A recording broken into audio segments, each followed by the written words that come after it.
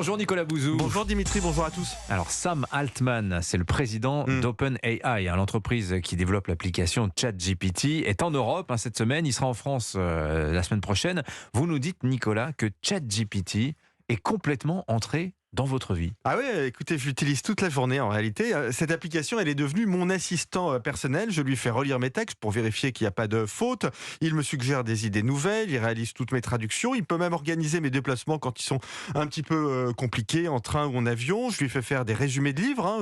Je peux même lui demander des synthèses. Je l'ai fait là, il y a encore quelques heures pour connaître le dépassement des budgets des Jeux Olympiques depuis les années 1970. C'est dans l'actualité. Je ne sais pas si je gagne véritablement du temps, parce que c'est chronophage, bien évidemment, mais ça m'aide à aller plus loin dans ma réflexion.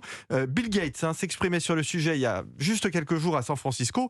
Il soulignait que cette révolution des intelligences artificielles génératives était de l'ampleur du smartphone et d'Internet. Je suis complètement d'accord. Mais alors, ChatGPT est désormais connu aussi pour commettre des erreurs, écrire parfois n'importe quoi. Nicolas, vous avez êtes raison, Dimitri. Il peut même faire des contresens, comme une personne humaine, j'aurais envie de vous dire. Mais ça veut dire quelque chose de crucial. Il faut apprendre à utiliser ChatGPT, à le manager, à le contrôler, apprendre à repérer ses erreurs, apprendre à lui faire corriger ses erreurs. En fait, pour utiliser correctement ChatGPT, il faut s'exprimer précisément, comprendre comment il fonctionne et même déjà connaître son sujet. Mais n'oubliez pas quelque chose.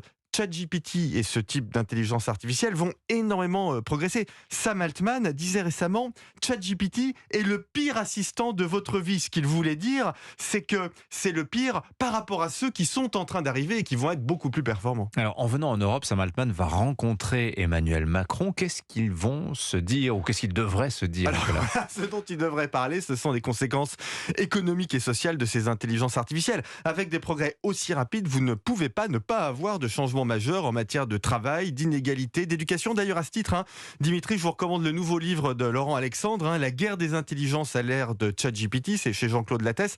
C'est vraiment indispensable pour commencer à nous acclimater à cette nouvelle économie. Voilà, il ne peut plus vivre sans ChatGPT. Merci beaucoup Nicolas Bouzou. À lundi. À lundi.